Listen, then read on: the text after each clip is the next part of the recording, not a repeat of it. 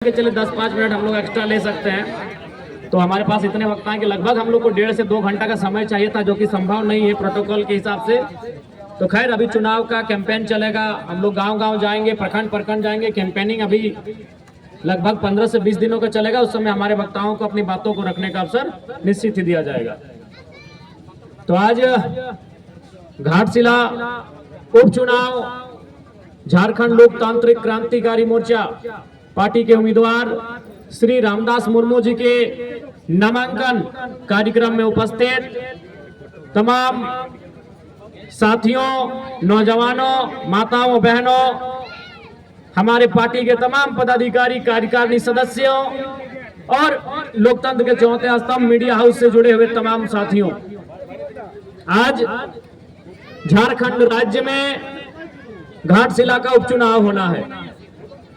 चुनाव प्रत्येक 5 वर्षों में होता है, लेकिन कभी कभी आकस्मिक असामयिक परिस्थितियों के कारण उपचुनाव भी होते हैं।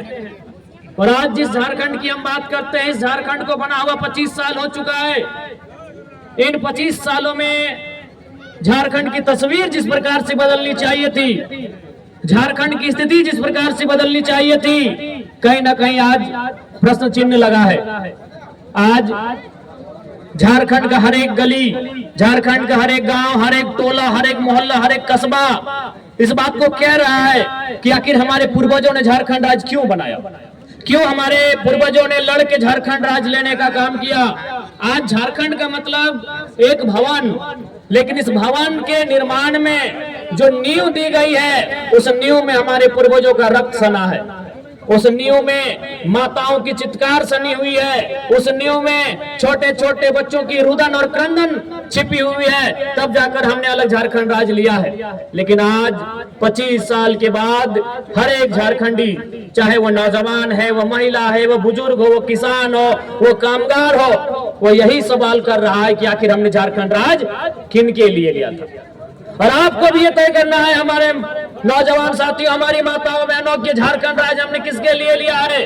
क्या सिर्फ 81 विधायकों के लिए झारखंड राज्य लिया गया है? क्या कुछ परिवारों के लिए झारखंड राज्य लिया गया है? तो इस बात का उत्तर घाटशिला के उपचुनाव में आपको देना होगा, क्योंकि दोनों जो प्रत्याशी हैं, इंडिया गठबंधन और एनडीए गठबंधन, उनके घर वाले, वो परिवार वाले हैं। उसका उत्तर आप यहाँ की जनता को देना है।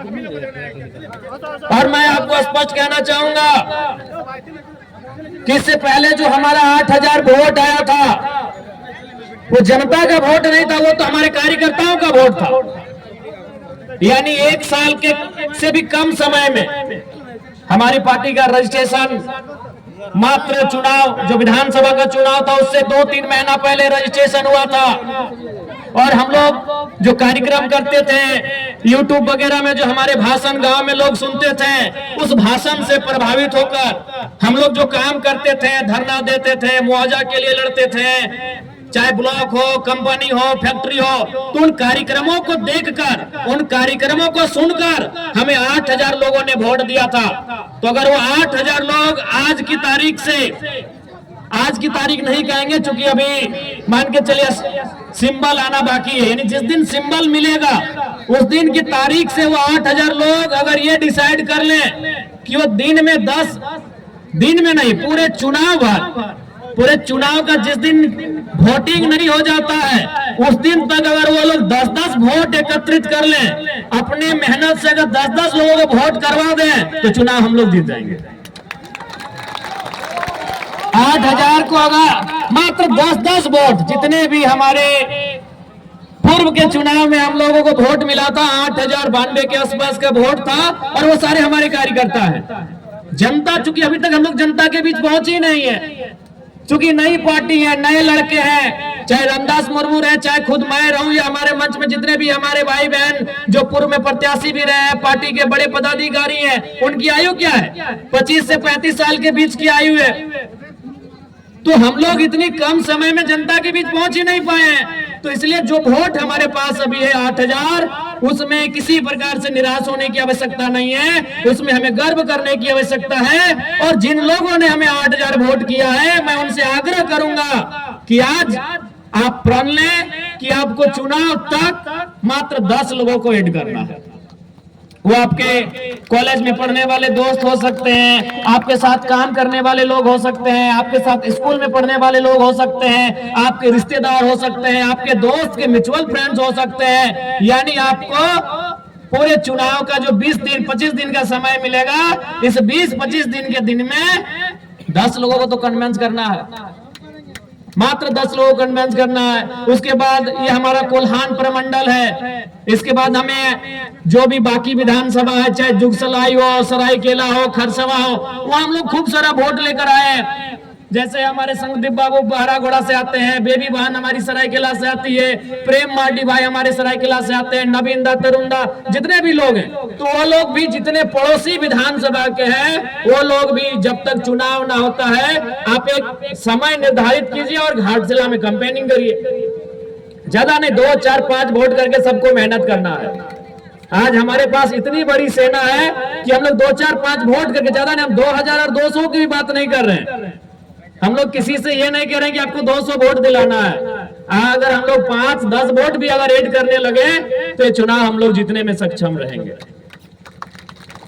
और बिल्कुल मैं, अगर मेरी बात, जाहिर सी बात है, लोकतंत्र के चौथा स्तंभ मीडिया हाउस, मीडिया से जुड़े बंधु लोग आए हैं, बहनी लोग आए हैं, तो उनके माध्यम से घाटशिला की तमाम जनता तक मेरी बात जाएगी। तो मैं तमाम लोगों से कहूंगा, जो लोग इंडिया गठबंधन के जैसे कोर वोटर माने जाते हैं, मान के चलिए अल्पसंख्यक, आदिवासी, और जो एनडीए गठबंधन के कुछ पिछड़े और सवर्ण जोन के कोर वोटर माने जाते हैं, मैं उनसे यही कहूंगा कि अगर इंडिया गठबंधन को यह सीट ना मिले तो सरकार गिरने वाली नहीं है। एनडीए गठबंधन को अगर ये सीट ना मिले तो उससे कोई फर्क पड़ने वाला नहीं है, लेकिन अगर जेएलके को एक सीट मिलता है तो हम सीधे दोगुना हो जाएंगे, दोगुनी ताकत के साथ, दोगुने उत्साह के साथ, दोगुनी रफ्तार के साथ विधानसभा में मुद्दों को रखेंगे। मैं तमाम घाटशिला विधानसभा के तमाम वोटर से कहूंगा, क्योंकि आज के डेट में अब जनता का वोट तो रहा नहीं, अब जनता कहां रही वोट देने वाली, अब तो सब किसी का वोटर है। अब पहले चुनाव होता था कि जनता वोट करती थी कि 5 साल में किसी को बदलने की जरूरत करती थी, कोई अगर गलत काम करे तो उसे हराने का काम करती थी। लेकिन अब जनता क्या हो गई कि किसी पार्टी विशेष का वो आइडियोलॉजी में ढल चुकी है कि भाई वो उसका कैंडिडेट, अगर कोई इस पार्टी का कैंडिडेट आ जाए, वो अच्छा है बुरा है, उसमें कोई भी रहे, क्योंकि हम देश में देख रहे हैं मोदी जी को, हम तो उसी को दे देंगे वोट, या हम देख रहे हैं हेमंत सोरेन जी को, उनके सिंबल से कोई भी आएगा हम उसको वोट कर देंगे। पहले होता था कि लोग इतना सोचते थे कि भाई 5 साल ये प्रत्याशी हमारे गांव में नहीं आया, जीतने के बाद हमसे नहीं मिला, इसने हमारे मुद्दों को उठाया नहीं, इस बार इसको हराएंगे।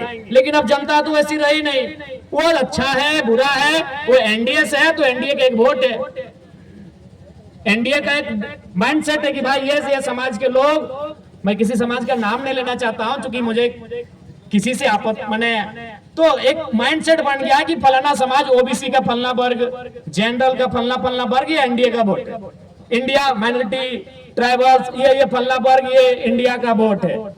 तो मैं उन लोगों से कहना चाहूंगा कि फिलहाल घाटशिला के चुनाव में 29 में आप क्या करेंगे नहीं करेंगे 29 में देखा जाएगा, लेकिन घाटशिला के चुनाव में मैं आपसे इतना तो आग्रह करूंगा कि एक सीट जीतने से ना बीजेपी ज्यादा उनको कुछ होने वाला है, ना सरकार को कुछ होने वाला है, लेकिन अगर एक सीट हम जीत जाते हैं तो आपको भी मालूम है अभी विधानसभा में बोलने के लिए क्या समय दिया जाता है कि जिस पार्टी का जितना विधायक हो उतना मिनट दिया जाता है। तो जेएलके पार्टी का एक विधायक के 1 मिनट दिया जाता है। अगर हम लोग घाटशिला को जीत जाएंगे तो 2 विधायक होगा तो 2 मिनट दिया जाएगा। तो 1 मिनट में अगर हम सदन में सार्थकता के साथ जनता के मुद्दों को रख सकते हैं तो 2 मिनट में दुगुना रखा जाएगा, काम दोगुना बढ़ेगा, मुद्दे दोगुने सदन के सामने आएंगे। और आप ये भी देखे होंगे कि हमने कभी अगर मगर की बात नहीं की है। विधानसभा को आपने देखा होगा टेलीविजन टीवी में, अपने मोबाइल में, चैनल्स में, चाहे किसी भी, हमने कभी इधर उधर की बातें नहीं की, ना हमने किसी की आलोचना ना प्रशंसा में समय दिया। आप तो देखे होंगे बहुत सारे लोग अपने किसी को अगर इंडिया की बात है तो हेमंत सोरेन जी को कभी शाहरुख खान कह के फुलाने लगते हैं, अगर एनडीए को बोलने दिया जाए तो मोदी का गुणगान करने लगते हैं, लेकिन एकमात्र विधायक है जयराम महतो जो टू दी पॉइंट, चाहे वो किसी भी मामला हो, वो विस्थापन नीति का मामला हो, स्थानीय नीति का मामला हो, या स्टूडेंट का मामला हो, या किसान का मामला हो, किसी का मामला हो, मैं टू दी पॉइंट बात को उठाने का काम करता हूं। तो इसलिए यह चुनाव एक नया चुनाव होगा, एक नए तरीके का चुनाव होगा, और बिल्कुल आज इस राज्य की जनता को भी तय करना है कि इस राज्य का भला कैसे होगा, इस राज्य के युवाओं को उनका अधिकार कैसे मिलेगा, इस राज्य की महिलाओं को उनका अधिकार कैसे मिलेगा, और सबसे बड़ी बात, जो शहीदों के सपने से झारखंड सींचा गया है, उन शहीदों का सपना कैसे साकार होगा, ये आज सबसे पहले तो घाटशिला की जनता को तय करना होगा। यार एक बात जान लीजिए, आज देखिए बहुत सारे लोग, मुझे कहने में किसी प्रकार से असहज महसूस नहीं हो रहा, मैं साफ कहता हूं, जो भी प्रत्याशी आए हैं, चाहे बाबूलाल दादा रहे, चाहे सोमेश दादा रहे, जनता इनको व्यक्तिगत रूप से पसंद नहीं कर रही। हम लोग भी अभी घूम के आए, हम लोग जिधर से आए वो बाजार होता है, आपको भी मालूम है बाजार में ज्यादातर थोड़ा सा एनडीए के सपोर्टर होते हैं, उन लोग भी बोल रहे थे कि हम लोग का वोट देना मजबूरी होता है, हम लोग भी बाबूलाल जी को पसंद नहीं कर पा रहे एज ए कैंडिडेट।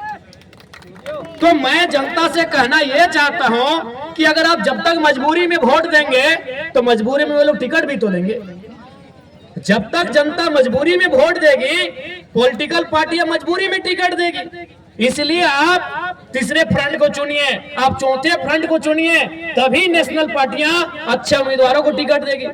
आप जो शिकायत करते हैं कि भाई हमको कैंडिडेट पसंद नहीं है, तो आप खुद कहते हैं कि कैंडिडेट जो भी रहे हमको मजबूरी में वोट करना है हमको। तो इसलिए मैं जनता से भी कहना चाहूंगा कि अगर आप बदलाव चाहते हैं, परिवर्तन चाहते हैं, तो इस बार पार्टी के आधार पे नहीं, कैंडिडेट की योग्यता के आधार पे वोट करें। मैं सभी से आग्रह करना चाहूंगा, आप ऐसे उम्मीदवार का चयन करें जो घाटशिला के मुद्दों को विधानसभा तक लेकर जाएगा। आज आप देखे होंगे, हम विधायक डुमरी के हैं, लेकिन हमने जादूगोड़ा का मामला को विधानसभा में उठाया। आज बताइए 25 सालों से क्या जादूगोड़ा आज से वो दंश झेल रहा है, या फिर जादूगोड़ा के साथ अन्याय आज से हो रहा है? नहीं, बरसों से हो रहा है। लेकिन किसी विधायक का, किसी भी नेता का हिम्मत नहीं हुआ कि सदन में इस बात को उठाए, क्योंकि सबको डर लगता है। जब बड़ी बड़ी कंपनियां सामने हो, बड़े बड़े उद्योग घराने सामने हो, तो सभी लीडर को डर लगता है। तो भाई डरे हुए नेताओं को क्यों चुनते हो? निडर लोगों को चुनो जो बेबाक होकर आपकी आवाज बनने का काम करे और आपकी आवाज को उठाने का काम करे। ऐसे लीडर को चुनो। आज घाटशिला की बात करें तो घाटशिला भी धीरे धीरे एक औद्योगिक क्षेत्र में डेवलपमेंट हो रही है, क्योंकि बगल में जमशेदपुर है, तो उसका असर धीरे धीरे घाटशिला में आएगा। घाटशिला में नए उद्योग आएंगे, जमीनों का अधिग्रहण होगा, जबरन जमीन लिया जाएगा। अभी आपका हिंदुस्तान कॉपर लिमिटेड है, आप लगातार वहां आंदोलन किया जा रहा है, कंपनी जमीन छोड़ने को तैयार नहीं है। जब आपका काम बंद है तो जमीन छोड़ देना चाहिए, जमीन रहतों को वापस होना चाहिए। तो ये मुद्दे सदन तक कौन उठाएगा? क्योंकि आपको भी मालूम है, आप भी जानते हैं, इस चुनाव के बाद परिणाम चाहे कुछ भी रहे, XYZ कोई भी जीते, जीतने वाला भी आपका जमशेदपुर में बैठेगा और हारने वाला भी आपका जमशेदपुर में बैठेगा। अगर जो भी इस चुनाव को अगर वे लोग जीतते हैं, तो जो जीत के जाएगा वो भी जमशेदपुर के आवास में रहेगा, और जो हार के जाएगा वो भी जमशेदपुर के आवास में रहेगा। आपके साथ, आपके दुख में, आपके दर्द में, आपके पीड़ा में कौन रहेगा, ये घाटशिला की जनता को तय करना है। और हमें लगता है रामदास मुर्मू जी से बेहतर कोई कैंडिडेट नहीं है जो आपके साथ खड़ा रहे। आपके साथ कौन लड़ेगा? आपके साथ धरने में कौन बैठेगा? आपके साथ कोई समस्या होगी तो कौन खड़ा होगा? आज आप देखिए, जब से जेल कैंप पार्टी का उदय हुआ है, जब भी किसी को अगर थोड़ा मने चोट भी लगता है, मामूली चोट लगता है, तो सबसे पहले जेल कैंप को याद किया जाता है। और हम लोग रात 2 बजे 3 बजे तक धरना में जाके बैठते हैं जब तक उसको न्याय नहीं मिले। अरे राज्य में तो छोड़िए, हम लोग प्रदेश भी जाते हैं। हमारे पार्टी के लोग मजदूरों की बात को अगर देखा जाए, न्याय दिलाने के लिए हम लोग राजस्थान उड़ीसा तक जाते हैं। तो ये भी आपको तय करना है, बड़ी पार्टियां, चूंकि बड़ा लेवल है उनका, बड़ी पार्टियां हैं, वो आपके बीच चुनाव में आएंगी। हमेशा अगर आपके बीच कोई है तो जेल कैंप खड़ा है। इसलिए मैं जनता जनार्दन से आग्रह करूंगा, जो लोग यहाँ तक नहीं भी आए हैं, चूंकि दीपावली का दिन चल रहा है, हम लोग इस बात को समझ रहे हैं कि लोग पर्व त्योहार है, लेकिन जो लोग घरों में भी बैठे हुए हैं, मैं उनको स्पष्ट कहूंगा, इस बार वोट बदलाव के लिए करिए। बदलाव का होना बहुत जरूरी है। अगर बदलाव नहीं होगा तो राजनीति कुछ परिवारों तक सीमित रह जाएगा। फिर और यहाँ आप सोचिए ना, यही आप सोचिए चंपई चचा, चूंकि मान के चले सोम्या जी के पिताजी का देहांत हुआ है तो उस पर हम थोड़ा सा रहने देते हैं, हम चंपई चचा का ही उदाहरण लेते हैं। चंपई चचा मुख्यमंत्री रह चुके हैं, कई बार मंत्री रह चुके हैं, रहे कि नहीं, लेकिन फिर भी उनको याद है कि बाबूलाल सोरेन को सेट कर दिया जाए। चंपई चचा मुख्यमंत्री रह चुके हैं, मंत्री रह चुके हैं, कई बार विधायक रह चुके हैं, फिर भी उनको बुढ़ापे में चिंता है, जबकि उनके पास अरबों की संपत्ति है। अगर आज के दिन से चंपई चचा बिस्तर में बैठ जाए ना, बेड में बैठ जाए, घर में खटिया में बैठ जाए, तो उनकी 5 पुश्ते आराम से बैठ के खाएंगे। आज भी अगर चंपई चचा कुछ ना करे, चंपई चचा अगर कुछ ना करे तो उनकी हमें लगता है कम से कम, ज्यादा तो बहुत ज्यादा होगा, 5 पुश्ते यानी 5 पीढ़ियां बैठ के खाएंगी, फिर भी उनको चिंता है कि बाबूलाल सोरेन को विधायक कैसे बनाना है। बगल में रघुवर दास जी हैं, मुख्यमंत्री रह चुके हैं, गवर्नर रह चुके हैं, कई बार वो भी मंत्री रह चुके हैं, हमको लगता है 5-6 बार विधानसभा भी जा चुके हैं, यानी विधायक बन चुके हैं, फिर भी उनको चिंता है कि अपनी पुतोह को टिकट देके विधायक बना दिए। जबकि आपको भी मालूम है 5-10 पीढ़ी बैठ के खाएंगे, लेकिन रघुवर चचा को भी चिंता है कि हमारी पुतोह विधायक कैसे बने। यही आपके अर्जुन मुंडा जी, हमारे इस राज्य के और एक मुख्यमंत्री, बहुत नामी चेहरे, केंद्र में भी मंत्री रह चुके हैं, उनको भी चिंता आई कि अपनी पत्नी को इस बार टिकट दिला दे, पोटका से उनकी पत्नी लड़ी। तो ये अब जनता को तय करना है कि जो मुख्यमंत्री रहा है उसको अपने बच्चों की चिंता है, उसे अपने बेटे की, पुतों की, पत्नी की चिंता है, तो जनता अपने बच्चों की चिंता करती है नहीं करती है, ये आप पे डिपेंड करता है। उनसे सीखिए कम से कम। वो मैं 3 मुख्यमंत्री का आपको नाम गिनाया, आप ही के कोल्हान के, उधर मधुपुरा को छोड़ देते, अभी दूरी है, यही आपके अगल बगल के चंपई चचा, रघु चाचा, मुंडा जी, 3 मुख्यमंत्री। और किनको टिकट दिलाया? एक ने बेटे को जो घाटशिला में उम्मीदवार है, एक ने पत्नी को जो चुनाव हार गई, और एक ने अपनी पुतोह को जो चुनाव जीत के विधायक बनी है। अरे जिनके पास अरबों की संपत्ति है, लाख और करोड़ तो छोड़िए, अरबों की, जिनकी संपत्ति अनुमानित अरबों की है, आज वे लोग चिंता कर रहे हैं मेरा बेटा कैसे विधायक बने, मेरी बहू कैसे विधायक बने, मेरी पत्नी कैसे विधायक बने। तो आज जनता को भी सोचना होगा कि जनता की आवाज कौन बनेगा, जनता के लिए लड़ेगा कौन, जनता के बच्चों के भविष्य की आवाज कौन बनेगा, उनके शिक्षा, स्वास्थ्य, रोजगार पे बात कौन करेगा, उसके लिए उनको वोट करना है, ये जनता को समझना होगा। और नहीं तो फिर इसी प्रकार ये राजनेता इस राजनीति को हमसे दूर लेके चले जाएंगे। जब भारत देश में वोट देने की तारीख की शुरुआत हो रही थी, जब भारत देश में वोट देने का नियम बन रहा था, तो देश के संविधान निर्माताओं के प्रमुख डॉक्टर भीमराव अंबेडकर जी ने कहा था कि आज के बाद से इस देश में राजा रानी के पेट से नहीं, मतपेटी से निकलेगा। लेकिन जनता ने उस पैटर्न को तोड़ दिया है। आज फिर आप राजा के घर में राजा चुनने लगे हैं। अरे राजा के घर में राजा ना चुना जाए, इसीलिए तो वोट का अधिकार मिला है आपको, कि राजा की पत्नी को रानी ना बनाया जाए, राजा के बेटे का राज्याभिषेक ना किया जाए, इसीलिए वोट मिला है कि एक गरीब किसान को आप राजा बना सकें। और अब फिर अगर उस वोट का इस्तेमाल उसी राजा परिवार को बनाने में करेंगे, तो 1950 में जो हमारी स्थिति थी और आज 2025 में जो हमारी स्थिति है, क्या अंतर रहा? ये वोट का अधिकार क्यों मिला? ये वोट का अधिकार इसीलिए मिला था कि राजा के घर में राजा नहीं होगा, राजा के घर में रानी नहीं होगी। एक साधारण सा पढ़ा लिखा नौजवान, चाहे वो किसान का बेटा रहे, वह दलित का बेटा रहे, वह आदिवासी का बेटा रहे, वह किसी मजदूर का बेटा क्यों ना रहे, अगर उसमें टैलेंट होगा, वह हकदार होगा, वह जनता के बीच से चुन के जाएगा। इसलिए वोट की व्यवस्था आई। लेकिन हम और आप तो फिर उस व्यवस्था को दरकिनार कर रहे हैं। तो अगर आज 2025 में अगर हम लोग फिर उस व्यवस्था को दरकिनार करते हुए राजा के घर में राजा के बेटों को विधायक सांसद चुनेंगे तो याद रखिएगा 2050 आते आते फिर से आपको आभास होगा कि हम नाम के लोकतंत्र में असल में राजतंत्र का हिस्सा बन के रह गए। आपको उस समय फिर एहसास होगा कि अंग्रेज चले गए हैं लेकिन उनकी ईस्ट इंडिया कंपनी आज HCL कंपनी का रूप धारण कर चुकी है, आज टाटा टिस्को टेल्को के रूप में काम कर रही है। क्योंकि आपने फिर से वही परिपाटी को दोहराया, आपने फिर से वही पैटर्न को दोहराया कि राजा के घर में ही जो होगा देखा जाएगा। तो फिर जनता का सुनेगा कौन, जनता की पूछेगा कौन? आप ईमानदारी से बताइए, घाटशिला में अगर कोई भी जरूरत पड़ा, घाटशिला में अगर कोई भी दुख पड़ा तो क्या वे लोग आपके बीच आकर इस प्रकार जमीन में बैठेंगे? क्या आपके साथ ढोल कन में बैठकर आपके लिए आंदोलन करेंगे? क्या आपके साथ सड़क में बैठकर आपकी आवाज को बुलंद करेंगे? नहीं करेंगे। वो साहस अगर किसी में है तो केवल और केवल जेल के पार्टी में है। इसलिए हमारे प्रत्याशी श्री रामदास मुर्मू जी को विजय बनावे। अभी देखिए चंपे चाचा सुन रहे थे, कहीं आके भाषणबाजी कर रहे थे कि नगरी में हम ये कर दिए। आप भी जानते हैं नगरी में कुछ किए, सबको उसका लिए। नगरी वाला याद होगा आपको, रिम्स टू जमीन का मामला, सभी आदिवासी लोग को उसका लिए। आदिवासी लोग लोहरदगा से आए, खूंटी से आए, लातेहार से आए, सिमडेगा से आए, गुमला से आए, रामगढ़ से आए, सिल्ली से आए, और पता चला चंपई चाचा है ये नहीं हुआ। कौन था? सुबह देवेंद्र नाथ महतो थे और शाम को जयराम महतो था। वो हल जोतने का काम कौन किए? हमारे पार्टी के देवेंद्र बाबू किए कि नहीं? चंपई चाचा डर से अंदर में थे। और उनका बेटा का बोली आप सुने होंगे, बाबूलाल भैया का।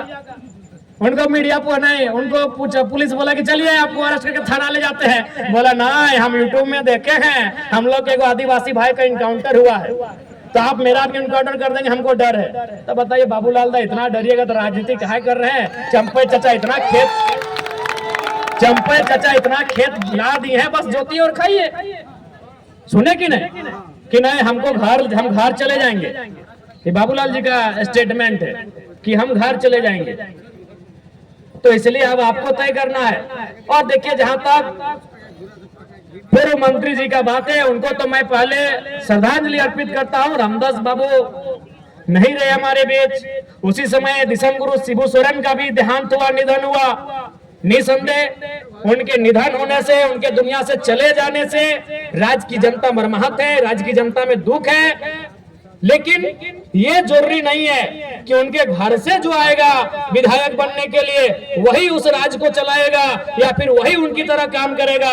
यहाँ सिंपल है। आपको याद होगा जब हमारे ही डुमरी विधानसभा में जगन्नाथ बाबू नहीं रहे तो वहां एक स्लोगन आया कि टाइगर विल रिप्लेस टाइगर। क्योंकि जगन्नाथ बाबू को भी वहां टाइगर कहा जाता था। सुने आज उनके पिताजी का भी निधन हुआ, उनको भी हम श्रद्धांजलि अर्पित करते हैं। तो वहां भी जनता के बीच से एक आवाज आया कि टाइगर विल रिप्लेस टाइगर। तो घाटशिला में भी आवाज आना चाहिए, रामदास विल रिप्लेस रामदास। हमारे डुमरी विधानसभा से जहां हम विधायक बने वहां एक ही वो नारा गूंज रहा था कि टाइगर की जगह टाइगर लेगा। जरूरी नहीं वो उसका परिवार सही होगा, जो टाइगर होगा वही टाइगर की जगह लेगा। और टाइगर ने जगह डुमरी में ले लिया। अब हम यहाँ कह रहे हैं, घाटशिला में वही कह रहे हैं कि रामदास जी की जगह रामदास जी लेंगे। सीधा बात है, रामदास सोरेन जी की जगह रामदास मुर्मू जी लेंगे, रामदास जी की जगह रामदास जी लेंगे। ये तो आवश्यक नहीं है कि भाई उनके घर में जो जन्म ले, उनका जो खून हो वही उनके जैसा हो, वही उनके जैसा काम करिए। जरूरी है? अगर ऐसा होता तो आज प्रधानमंत्री गांधी का पोता को होना चाहिए था, गांधी जी का पोता को होना चाहिए था, भगत सिंह के रिश्तेदार को होना चाहिए था, सरदार पटेल के रिश्तेदार को होना चाहिए था, नेताजी सुभाष चंद्र बोस के रिश्तेदारों को होना चाहिए था कि नहीं?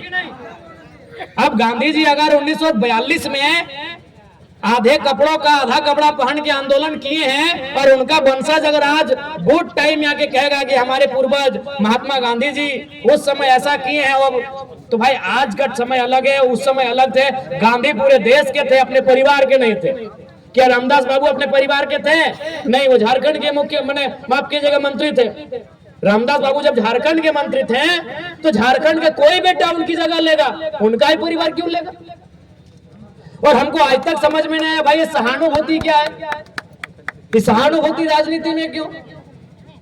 आप ही बताइए, क्या अगर कोई किसी डॉक्टर का निधन हो जाए तो क्या डॉक्टर के बेटे को डॉक्टर बनाया जाता है? नहीं। क्या बनाना उचित भी रहेगा? नहीं। अगर किसी डॉक्टर का बिना समय से पहले अगर निधन हो जाता है तो क्या डॉक्टर के बेटे को डॉक्टर हम बनाएंगे? नहीं। क्या टीचर का निधन होने पे टीचर के बेटे को टीचर बनाएंगे? नहीं। क्या एसपी का बेटा एसपी बनता है? नहीं। तो ये कौन सा पैटर्न है भाई कि विधायक का बेटा विधायक बने, सांसद का बेटा सांसद बने, मंत्री का बेटा मंत्री बने? आखिर ये कौन सा पैटर्न है? जबकि एक एसपी से महत्वपूर्ण एक एमएलए होता है, एक डॉक्टर से महत्वपूर्ण एक एमएलए होता है, एक टीचर से महत्वपूर्ण एक एमएलए होता है, क्योंकि डॉक्टर, टीचर और एसपी का फैसला करने वाला एक एमएलए होता है। वो विधायिका का अंग होता है, वो सरकार का अंग होता है। वो फैसला करेगा कि आपके स्कूल में टीचर कितने होंगे, वो फैसला करेगा कि आपके जो हॉस्पिटल उसमें दवा का दाम क्या होगा, वो फैसला करेगा कि आपका यहाँ आईएएस का कौन यहाँ नया तबादला होके आएगा। तो जो फैसला करता है, जो नियम बनाता है, जो इस राज्य को चलाता है, वहां सहानुभूति क्यों? हम सहानुभूति रखते हैं? जिन्होंने अपने परिवार में किसी को खोया है हम सहानुभूति रखते हैं। सहानुभूति का मतलब उसके दुख में खड़ा होना। सहानुभूति का मतलब होता है उस परिवार के दुख में खड़ा होना। हम लोग दुख में खड़े हैं, अगर उस परिवार को कुछ घटेगा हम लोग देंगे। विधायक बना देना ये कौन सा सहानुभूति है भाई? जब हम डॉक्टर के निधन पे डॉक्टर के बेटे को रिप्लेस नहीं करते हैं, जब वकील के निधन पर वकील के बेटे को वकील बना के रिप्लेस नहीं करते हैं, तो आखिर देश में ये सहानुभूति कब तक चले? इसलिए जो मंत्री जी नहीं है, हम लोग पुनः श्रद्धांजलि भी देंगे और सहानुभूति रखेंगे परिवार के प्रति, लेकिन उनको जो रिप्लेस करेगा, उनकी जगह जो जाएगा, ये बिल्कुल भी जरूरी नहीं है कि उनका अपना घर से संबंधित हो, उनके ब्लड से संबंधित हो, उस क्षेत्र का कोई ऐसा युवा जो पढ़ा लिखा हो उनकी जगह जाए और झारखंड की आवाज को, घाटशिला की आवाज को, घाटशिला के माओ बहनों की आवाज को, घाटशिला के बुजुर्गों की आवाज को, घाटशिला के नौजवानों, किसानों, छात्रों की आवाज को विधानसभा में प्रेजेंट करे। कोई वहां जुट कर जाए, कोई वहां जीत कर जाए। इसलिए इस बार घाटशिला के उपचुनाव में रामदास मुर्मू जी जो हमारे पार्टी के प्रत्याशी हैं, आप सभी से आग्रह है एक मौका दिया जाए, क्योंकि अब पढ़े लिखे नौजवानों की राजनीति में आने की दरकार है। आप भी जानते हैं रामदास मुर्मू जी यहीं ठीक बगल में आरडीएम नामक एक कोचिंग क्लास चला रहे हैं, एक पढ़े लिखे नौजवान है और आपके बीच से आते हैं। तो अगर आपके बीच से आएंगे तो आपके बीच की बात को वहां लेके जाएंगे। आज देखिए, आप मेरा ही उदाहरण लीजिए, आज 1 साल होने वाला है, लेकिन आज भी मेरे घर की स्थिति वही है जो 1 साल पहले थी। आज भी हमारे घर में बारिश होने पर पानी ऊपर से भी आता है और नीचे से भी मिट्टी गीला होता है। क्यों ऐसा होता है? क्योंकि जब जब हम अपने बारे सोचने के लिए बैठते हैं कि हमें अपने घर के लिए, अपने परिवार के लिए, अपने भाई के लिए कुछ करना है, तब तब मेरी आंखों के सामने वे लोग आते हैं जिन्होंने मेहनत करके हमको विधायक बनाया है। तब मेरी आंखों के सामने वे लोग आते हैं जिन्होंने वह लोकसभा का चुनाव, मई जून की गर्मी, घर घर जाकर चंदा लेकर, घर घर जाकर चावल सब्जी मांगकर, उस पैसे से जो अपनी गाड़ियों में तेल भरे हैं, उस पैसे से हमारा प्रचार किए हैं। तो जब जब हम अपने बारे सोचने बैठते हैं, तब तब वो मंजर हमारे आंखों के सामने आता है। क्योंकि हम आपके बीच से आते हैं, इसीलिए हम आपके बीच की बात को सदन तक लेकर जाते हैं। इसलिए अब जनता को यह तय करना होगा उनके बीच का नेता जाए, जो उनके बीच के जैसा हो कर रहे। आज देखिए ना, आप जब भी आप हमसे मिलते हैं, और हमको तो लगता है कि अभी 1 साल होने के बाद भी न जनता ने हमको विधायक माना है, न हम खुद को विधायक मान पाए हैं।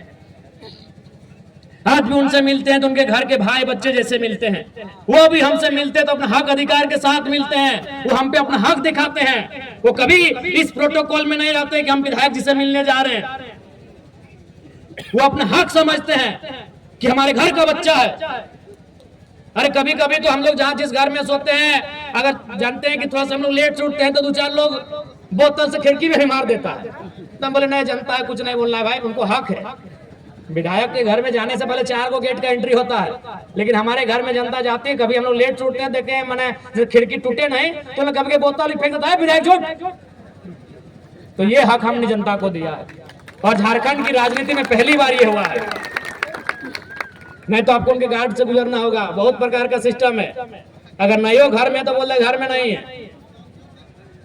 तो इसलिए नए नेताओं को, नए युवाओं को राजनीति में आने की आवश्यकता है।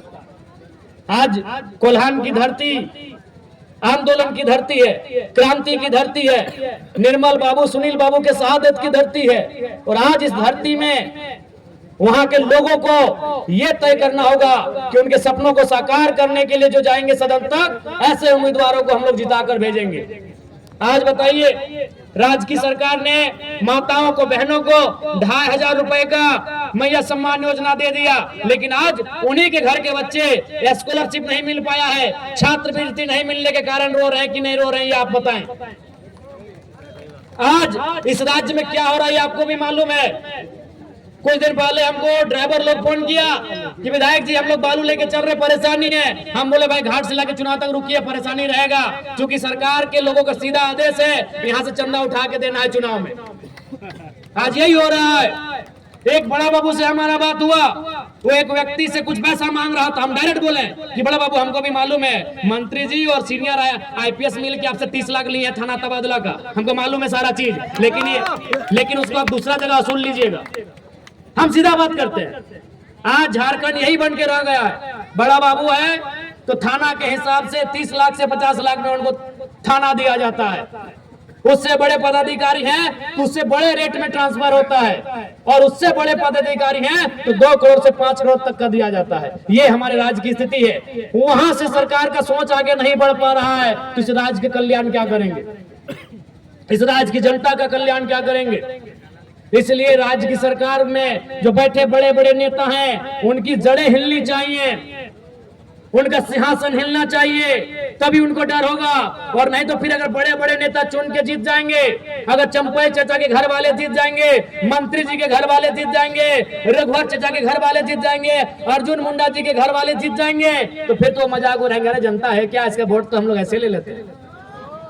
फिर वो आपको ताना देंगे।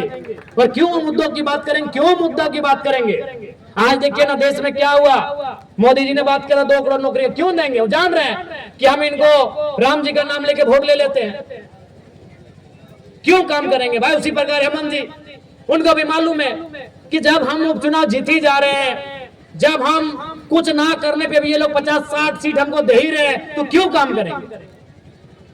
इसलिए राजनीति में, लोकतांत्रिक देश में अगर ताकत गई है तो तलवार में नहीं है, ताकत आपके तीर में नहीं है, ताकत भाले में नहीं है, ताकत त्रिशूल में नहीं है, ताकत बंदूक में नहीं है, ताकत आपकी इस उंगली में है जब आप ब्लू रंग की स्याही लगाकर वोट देने जाते हैं।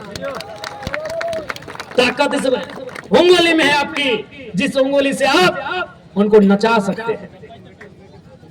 तो इसलिए उनको बताना होगा कि राजनीति आपकी रखेल नहीं है, राजनीति आपके अधीन नहीं है, राजनीति आपकी धरोहर नहीं है, राजनीति जनता की है, राजनीति जनता की है। आपको बताना होगा कि राजनीति जनता के लिए बनी है, इसे आपको बताना होगा। और ये सारी शक्ति तमाम जनता जनार्दन आपकी उंगली में है। अगर आप उनको बताएंगे नहीं, ये आप उनको जताएंगे नहीं, तो बदलाव कैसे होगा। उनके माइंड में सेट हो चुका है कि झारखंड की जनता सड़कों में लगातार 4 साल क्यों ना हल्ला कर ले, 4 साल क्यों ना आंदोलन कर ले, 5वें साल उनका वोट आखिर हम लोग ले जाएंगे। 5वें साल उनको फिर डर दिखाकर, 5वें साल उनको समीकरण का डर दिखाकर, बिना विकास किए, बिना मुद्दों के हम वोट लेकर जाएंगे। क्यों? इस पैटर्न को तोड़ना होगा, उनकी सोच को तोड़ना होगा, तभी बदलाव होगा। और एक बात याद रखिए, आज फिर कहेंगे पढ़े लिखे नौजवानों को राजनीति में आना चाहिए। अगर आज हमारा देश हिंदुस्तान आजाद हुआ तो पढ़े लिखे लोगों का बहुत बड़ा योगदान है। गांधी कौन थे? बैरिस्टर थे। पंडित नेहरू कौन थे? बैरिस्टर थे। सरदार वल्लभ भाई पटेल कौन थे? बैरिस्टर थे। नेताजी सुभाष चंद्र बोस कौन थे? इंडियन सिविल सर्विस के एस्पिरेंट थे। हमें लगता है पास भी कर गए थे। जो आज यूपीएससी कहते हैं, उस समय आईसीएस कहते थे, इंडियन सिविल सर्विस। क्योंकि आचार संहिता का समय है, अभी हम लोग का पूरा 1 महीना कार्यक्रम होगा। बस इतना ही कहेंगे कि इस बार बदलाव को वोट करिए। एक सीट मत देखिए, एक सीट, एक अकेला जयराम महतो आज विधानसभा में क्या कर रहे हैं आप देख रहे हैं।